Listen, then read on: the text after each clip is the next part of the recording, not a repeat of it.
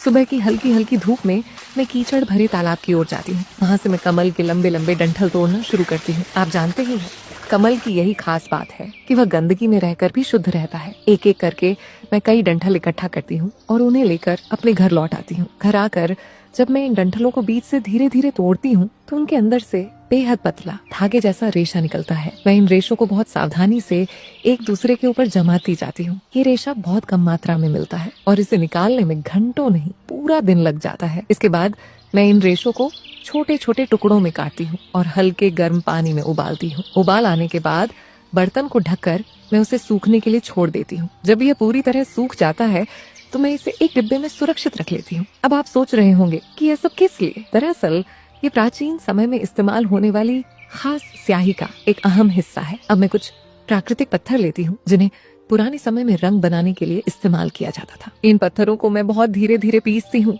जब तक कि ये बेहद बारीक पाउडर में न बदल जाए। इस पाउडर को पानी में डालकर गोल गोल घुमाया जाता है। इससे हल्की गंदगी ऊपर तैर जाती है और नीचे बैठ जाता है शुद्ध गहरा रंग, जो स्याही की असली जान होता है। इस शुद्ध हिस्से को मैं अलग कर लेती हूँ और थोड़ा पानी मिलाकर दोबारा पीसती हूँ ताकि रंग और भी गहरा और चिकना हो जाए। फिर इसे एक कटोरे में डालकर पूरे एक दिन के लिए आराम करने देती हूँ। अब मैं एक प्राकृतिक तेल लेती हूँ और उसे मिट्टी के बड़े बर्तन में गर्म करती हूँ। उसमें जड़ी बूटियों की जड़ें और खुशबूदार मसाले डालकर धीमी आंच पर पकाया जाता है। पकने के बाद तेल को छान लिया जाता है और उसमें प्राकृतिक वैक्स मिलाकर कई घंटों तक और पकाया जाता है। जब यह मिश्रण पूरी तरह तैयार हो जाता है तो मैं इसे एक मजबूत जार में भरकर बंद कर देती हूँ। इसके बाद मैं जंगल में जाकर जमीन के अंदर एक गड्ढा खोदती हूँ और उस जार को वहाँ 1 महीने के लिए दबा देती हूँ। ये प्रक्रिया समय लेती है, लेकिन इसी से स्याही में गहराई और मजबूती आती है। 1 महीने बाद जार को बाहर निकालकर मैं उसे धूप में सूखने के लिए रख देती हूँ।